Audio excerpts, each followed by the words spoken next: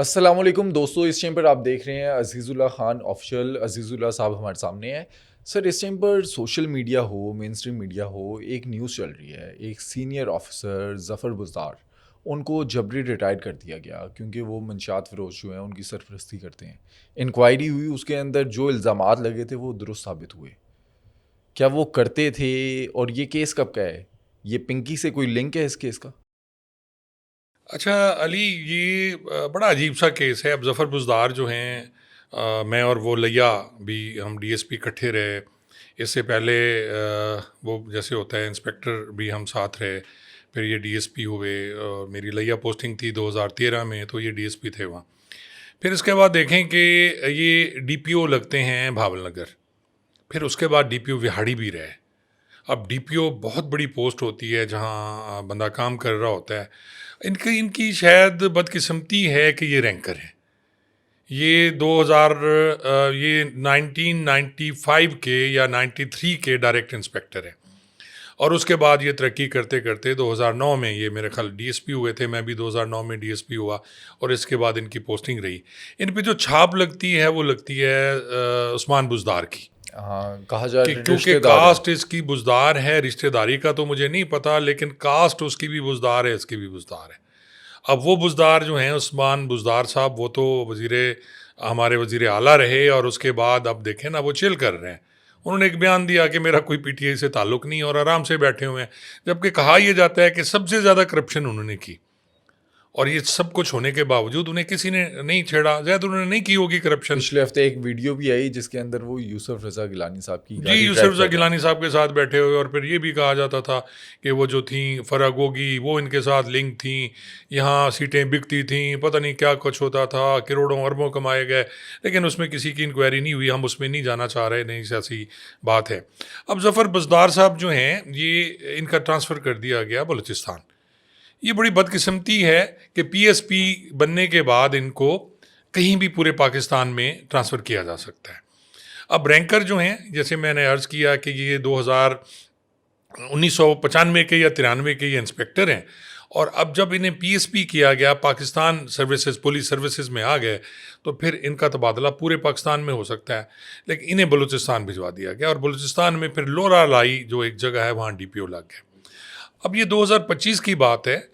23/1/2025 को एक बंदा पकड़ा जाता है, इनायत नामी, जो कि इनका मुलाजिम था। वहाँ पुलिस लाइंस में उसकी तैनाती थी, नैब मुहर्रिर था जी। ये वहाँ से एक सरकारी गाड़ी जो है वो लेता है, और गाड़ी लेने के बाद ये वहाँ से जो बताया गया एफआईआर दर्ज होती है थाना गुलगश्त में। इसके पास 3 किलो चर्च थी, 2 लोग इसके साथ प्राइवेट थे, और वहाँ ये पकड़ा गया और इन पे मुकदमा दर्ज हो गया, अलग-अलग 1-1 किलो का। अब ये देखें कि उसमें फिर बुज़दार साहब को जब पता चलता है, ये 20 या 21 तारीख को गाड़ी लेके वहाँ से आता है। वहाँ से गाड़ी लेके आता है, 22 तारीख को इसके खिलाफ मुकदमा वहाँ दर्ज कर दिया जाता है। यानी पुलिस लाइंस में जो गाड़ी लेके आया, उस गाड़ी ले जाने का मुकदमा 22 तारीख को वहाँ दर्ज होता है, और साथ ही इंक्वायरी शुरू हो जाती है। और गाड़ी जो है वो बुज़दार साहब गाड़ी की जो होती है। है बुज़दार साहब की नहीं है, वो पुलिस लाइंस की गाड़ी है, आम गाड़ी। जैसे आपको पता है पुलिस लाइंस में गाड़ियाँ खड़ी होती हैं। अब वो जिम्मेवारी किसकी है? सबसे पहले वो जिम्मेवारी जो है वो मुहर्रिर लाइन की है, क्योंकि ये उसका नैब है। उसके बाद वहाँ एक लाइन अफसर होता है जो पूरे लाइन का इंचार्ज होता है, उसकी जिम्मेवारी है, गाड़ी जा रही है। फिर एक एमटी इंचार्ज होता है, एमटीओ जिसको कहते हैं, मोटर व्हीकल जो वहाँ ट्रांसपोर्ट। होती हैं उस ट्रांसपोर्ट का इंचार्ज होता है। यहाँ लाहौर में हर ज़िले में इंचार्ज होता है। उसकी चाबियाँ उसके पास होती हैं, सब कुछ उसके पास होता है। तो वो गाड़ी कैसे लेके आ गया? फिर उसके बाद वहाँ आरआई मौजूद होता है, जिसको रिजर्व इंस्पेक्टर कहते हैं, उसको भी पता नहीं। फिर उसके बाद जो डीएसपी था वहाँ हेडक्वार्टर्स, उसको भी पता नहीं। और मज़े की बात यह है कि इनमें से किसी को सज़ा नहीं दी गई। सज़ा सिर्फ जो है वो बुज़दार साहब को दे दी गई। अब मैं वो भी बता देता हूँ, क्योंकि हम रैंक से हैं, हम नारी हैं। अगर इनकी जगह पे कोई नूरी एसएसपी डीपीओ होता तो शायद उसको सज़ा भी ना मिलती। लेकिन सर, कोई और बात होगी ना। मतलब कि ये तो नहीं हो सकता ना कि अगर एक बंदा, एक मुलाजिम जो है वो पकड़ा जाता है, गाड़ी का उसका लेना देना ही नहीं है डीपीओ के साथ, तो कैसे एक डीपीओ को, एक इतने बड़ी पोजीशन पे है, उसको सज़ा होगी? अली, यहाँ आप देख लें कि वो जो बंदा है, ना ही तो उसने डीपीओ का नाम लिया कहीं, ना ही एफआईआर में अगर ये डीपीओ का माल था 3 किलो, तो यार कौन सा बेवकूफ़ डीपीओ है जो सिर्फ 3 किलो माल भिजवाएगा। भाई उसने भिजवाना होता तो 3 मन भिजवाता। अगर मुंह काला करना ही था बंदे ने तो ज़्यादा करता। उसमें मुझे बताएं प्रॉफिट मार्जिन कितना होगा। अगर वो चर्च या फ्यून जो चर्च है वो 40,000 रुपये किलो है, तो उस पर 10,000 प्रॉफिट होगा, 20,000 प्रॉफिट होगा। तो कुल मिला जुला के तो उस पर 1 लाख प्रॉफिट भी रख लें आप 3 किलो पे, तो डीपीओ को 1 लाख की कमी है, मुझे बताएं। और ना ही फिर 173 की जो रिपोर्ट बनी अदालत में सबमिट हुई उसमें किसी का नाम है। अब इसकी जो इंक्वायरी होती है 15 महीने इंक्वायरी होती रही इस्लामाबाद में एस्टेब्लिशमेंट डिवीजन में, और साथ ही वहाँ के जो डीएजी थे लोरा लाई के बलूचिस्तान के, वो भी अलहदा इंक्वायरी कर रहे थे, उन्होंने भी इनके बारे में कुछ नहीं लिखा। और इस इंक्वायरी में जो इंक्वायरी अफसर था उसने क्लियर लिखा कि इनका कहीं कसूर नहीं है, ताहम इनको डिसिप्लिन फोर्स है, इनको ख्याल रखना चाहिए था कि उनके मुलाजिम जो हैं वो कहीं जाके वारदात करते हैं। अब लाहौर में कितने लोग ऐसे पुलिस वाले हैं जो गलत काम कर रहे हैं। कई आप पकड़े ये गए, बता, कई पकड़े गए। रहीम यार सीसीडी खान के इतने में पकड़े गए। सीसीडी में वो आप देखें कि आपके सामने वो शख्स जो था सीसीडी का इंस्पेक्टर, उसने बंदा अगवा किया, पैसे लिए, पकड़ा गया, उसमें तो किसी को कुछ नहीं कहा गया। एक इंस्पेक्टर था अमार जो डकैतियां कर रहा था, वो डकैतियाँ, उसमें तो किसी अफसर को कुछ नहीं कहा गया। फिर आप आ जाएं वहाँ कि जी रहीम यार खान में वो जो 9 बंदे मार दिए, असद सरफराज साहब थे उस वक्त डीपीओ इंदड़ बरादरी के, किसी ने उनको कुछ नहीं कहा, सिर्फ तबादला हो गया। उनको तो नहीं जबरी जो है वो कर दिया गया, रिटायर कर दिया गया। इसी तरह आप देखें कि जी आपके इसी तरह रहीम यार खान में 5 और जवान हमारे शहीद हुए। तनवीर इंदड़ आज भी तकरीर कर रहा था, किसी को कुछ नहीं हुआ। वही डीपीओ रहे, वही डीएसपी रहे, वही एसएचओ रहा। आप ये देखें एसएचओ तक तब्दील नहीं हुआ वहाँ से। तो इस बार ये जफर बुजदार जो हैं इनके केस में ऐसा क्यों हो रहा है? कुछ इनको यार मुझे नहीं अहकामात समझ आ मिले रही, गए थे। मुझे नहीं समझ आ रही इस बात की। और यकीन जाने मुझे तकलीफ हुई है कि अगर जफ़र बुज़दार इतना करप्ट था तो उसे फिर डीपीओ नहीं लगाना चाहिए था। अगर जफ़र बुज़दार मंशियात फरोश था फिर जफ़र बुज़दार को हथकड़ी लगा के हवालात में जेल में देना चाहिए था। अगर ये उसका माल था तो फिर इसे सबूत करना चाहिए था, इसको साबित करना चाहिए था या उसका माल है, उस मुकदमे में ये चालान होता। अब ना आपने उसको चालान किया और आपने सिर्फ इस बुनियाद पे, ये इंक्वायरी मेरे पास मौजूद है, जो इंक्वायरी अफसर हैं वो उन्हें कह रहे हैं कि जी ये सब कुछ हुआ, बट इनको उन्होंने माइनर पनिशमेंट लिखी है। ये मुकदमा सब जिक्र है, गुलगश्त का मुकदमा जो था 295/2025, उसमें वो कह रहे हैं कि कोई सबूत इनके खिलाफ नहीं है। कहीं पर ये मेंशन है कि मंशियात फरोशों की सरपरस्ती कोई करते थे। यार वो तो पुलिस वाला है, मंशात फरोज किधर हो गया। देखे ना सोशल मीडिया पे उनकी करैक्टर असैसिनेशन हो रही सोशल है मीडिया पे ग्रुप्स कि के जी ये अंदर मंशात जो फरोशों से प्रेस राब्ते रिलीज थे। जारी की जा रही है तो ज़राए गलत से। है, गलत है। और फिर देखें कि आखिर में वो कह रहे हैं, ये कहते हैं जी कि उन किसी शख्स को मुजरिम करार देने के लिए काफ़ी नहीं होते सुनी सुनाई बातें। ये इंक्वायरी अफसर कह रहा है कि उन पे जो इल्ज़ामात लगे हैं यही है कि जी उनका कुछ जुर्म नहीं है, ताहम वो उनका मुलाजिम था तो वो पकड़ा गया। वो कहते हैं कि इन इल्ज़ामात, सुनी सुनाई बातों और गैर मुस्तका बयानात किसी शख्स को मुजरिम करार देने के लिए काफ़ी नहीं होते, लिहाजा इनकी नाकामी, कमज़ोरी इंतज़ामी निगरानी या नाकिस कंट्रोल सिस्टम की वजह से इनके खिलाफ मामूली सज़ा तरजीहन सर्जनिश, जिसे वार्निंग कहा जाता है, या संशोर, या जो अथॉरिटी मुनासिब समझे। अब जो इंक्वायरी की जा रही है उसमें वो क्लियर कह रहे हैं कि इनका जो कसूर है कि इनकी नाकामी कमज़ोर इंतज़ामी निगरानी और नाकिस कंट्रोल सिस्टम की है। यानी उनका यही तो गलती हो सकती है, उसमें आप माइनर पनिशमेंट दे दें। लेकिन जो सेक्रेटरी इस्टेब्लिशमेंट है उन्होंने इनको जबरी डिसमिस कर दिया, रिटायर कर दिया। अब जबरी रिटायर्ड मेजर पेनल्टी है। जो पुलिस में मेजर सज़ाएँ हैं उसमें है रिडक्शन इन पे है, कुछ स्टेजेस पे है, फिर रिडक्शन इन रैंक है, डिसमिसल है, और उसके साथ जो है जबरी रिटायरमेंट, ये भी मेजर पेनल्टी है। हम अक्सर देखते हैं अगर पुलिस वाले से कोई गैर कानूनी काम होता है तो उसे मुअत्तल कर दिया जाता है, जिस पे हम भी तनकीद करते हैं कि मुअत्तल कर देना सिर्फ कोई सज़ा नहीं है, वो बहाल हो जाएगा। तो इसमें ये मेजर पनिशमेंट क्या नाम के साथ बुज़दार आता है, ये वजह तो नहीं? मुझे तो अब यही लगता है कि बुज़दार है, लेकिन बात तो ये है जो असल बुज़दार है उसे तो माफ़ कर दिया गया, उसे तो माफ़ी मिल गई। अब इस पर ये इल्ज़ाम है कि उसके दौर में ये डीपीओ लगा रहा, तो अब भी तो उस दौर में बड़े लोग डीपीओ लगे रहे हुए हैं, बड़े लोग आरपीओ लगे हुए हैं, बड़े एसएसपी लग गए हैं, तो फिर क्या उनका कसूर है? या किसी डीपीओ के इलाके में कोई पुलिस वाला मंशात बेचता पकड़ा जाता है तो क्या डीपीओ को रिवार्ड कर देना चाहिए या डीपीओ को सज़ा देनी चाहिए? काफ़ी मिसालें ऐसी हैं जिसमें डीपीओ को तो कोई पूछता नहीं यार। गलत पुलिस मुकाबले होते हैं, पुलिस थाने में बंदे मर जाते हैं, तो वो कमज़ोरी नहीं है, वो भी तो इंतज़ामी कमज़ोरी है ना। कि थाने में इलीगल आपने बंदा बिठाया, बंदा मर गया। थाने पे इलीगल बंदे बिठाने इंतज़ामी कमज़ोरी है। कोई आपका पुलिस मुलाजिम डकैती करता पकड़ा जाए, इंतज़ामी कमज़ोरी है। तो जिनका काम था, आप ये देखें कि मज़े की बात ये है कि जिस बंदे से मंशियात बरामद हुई उसकी भी बेल हो गई, वो भी वापस नौकरी पे आ गया। अच्छा। वो भी आ गया और इसको उन्होंने जबरी रिटायर कर दिया। अच्छा, ये इस टाइम पर क्योंकि वैसे ही पूरे पाकिस्तान के अंदर पिंकी पिंकी है, मंशियात फरोशों के अगेंस्ट जो है क्रैकडाउन चल रहा है, तो ये एकदम से इस न्यूज़ का आना, वायरल होना और ये एक हाइप देना, लिंक तो नहीं किया जा रहा कि ये जो मंशियात मुझे फरोश नहीं थे, मंशात पिंकी जैसे, ये उनकी सरपरस्ती? मे बी हो सकता है, लेकिन मुझे नहीं लगता कि उसको उससे जोड़ा जाए। लेकिन ये बात आप देखें ना कि जब भी कोई खबर छपती है, अगर किसी पुलिस वाले का बेटा कोई ऐसी हरकत करे तो खबर लगती है कि फलां बंदे का, फलां थानेदार या फलां डीएसपी का बेटा जो है पकड़ा गया।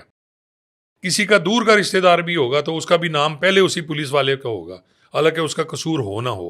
पिछले दिनों एक यहाँ डीएसपी को फ्रॉड के मुकदमे में पकड़ लिया गया। फ्रॉड उसके बेटे ने किया या लेन देन उसके बेटे का था, उसको हथकड़ी मार के हवालात में बंद कर दिया गया। लेकिन इसकी जगह एएसपी होता, किसी ने कुछ नहीं कहना था। इसकी बजाय कोई जो पीएसपी अफसर होता, एसएसपी होता, एसपी, किसी ने कुछ नहीं कहना था। मैं दावे के साथ कहता हूँ कि यहाँ कोई पीएसपी होता तो किसी ने कुछ नहीं कहना था।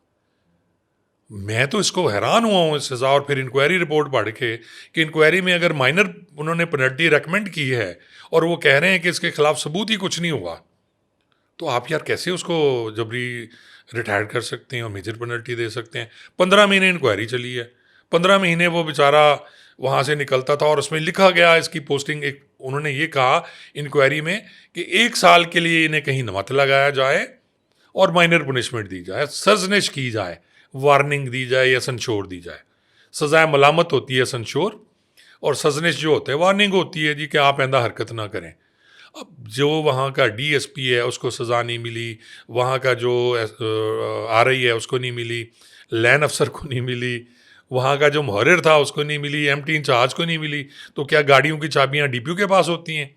यहाँ कितनी गाड़ियाँ हैं जिनकी चाबियाँ डीपीओ के पास होती हैं? अच्छा, वैसे जिस केस में दी जा रही है, जो इंक्वायरी में भी सामने आ रहा है, ये तो बहाल हो जाएंगे, कोर्ट में नहीं, चैलेंज वो कर लहदा सकते हैं? बहाल है, वो तो अब जा रहे पीएसटी में जाएंगे, उसमें लिखा गया है सज़ा में कि आप अपील कर सकते हैं 1 महीने के अंदर। वो तो एक अलहदा इशू है।